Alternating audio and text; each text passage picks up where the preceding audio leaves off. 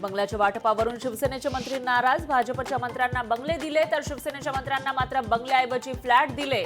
लोकशाही मराठीला सूत्रांची माहिती. महाराष्ट्राला आणखी 13,29,678 घरं मिळणार. केंद्रीय कृषी मंत्री शिवराज सिंग चौहान यांची घोषणा. नापास विद्यार्थ्यांना पुढच्या वर्षामध्ये ढकलणं बंद. 5वी ते 8वी मध्ये नापास झालेले त्याच वर्गात राहणार. केंद्रीय शिक्षण मंत्रालयाकडून नो डिटेन्शन पॉलिसी रद्द. वादग्रस्त माजी IAS अधिकारी पूजा खेडकरला अटक होण्याची शक्यता. दिल्ली उच्च न्यायालयाला फेटाळला अटकपूर्व जामीन अर्ज.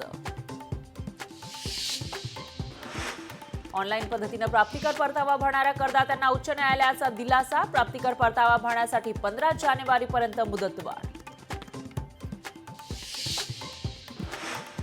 माजी क्रिकेटपटू विनोद कांबळे यांच्यावर भिवंडीतील आकृती रुग्णालयात उपचार सुरू. सध्या प्रकृती स्थिर. डॉक्टरांची माहिती.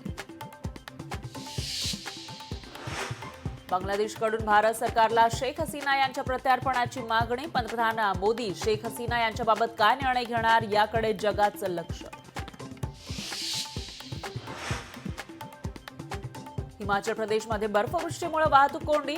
सोलांगपासून ते अटल बोगद्यापर्यंत 1000 पेक्षा जास्त वाहनं अडकली. 700 पर्यटकांना सुरक्षित बाहेर काढण्यात यश. ऐन हिवाळ्यामध्ये राज्यात विजांच्या कडकडाटासह पावसाची शक्यता. काही ठिकाणी गारपीट होण्याचा अंदाज. मध्य महाराष्ट्र, मराठवाडा, विदर्भातील बहुतांश ठिकाणी पावसाचा अंदाज. रोज कामानिमित्त किंवा शिक्षणानिमित्त प्रवास करणाऱ्या महिलांना गर्दीचा त्रास. गर्दीमध्ये घेतला जातो महिलांचा गैरफायदा. महिलांसाठी सरकार विशेष बस सुरू करणार का? महिला प्रवाशांच्या वेदना लोकशाहीवर.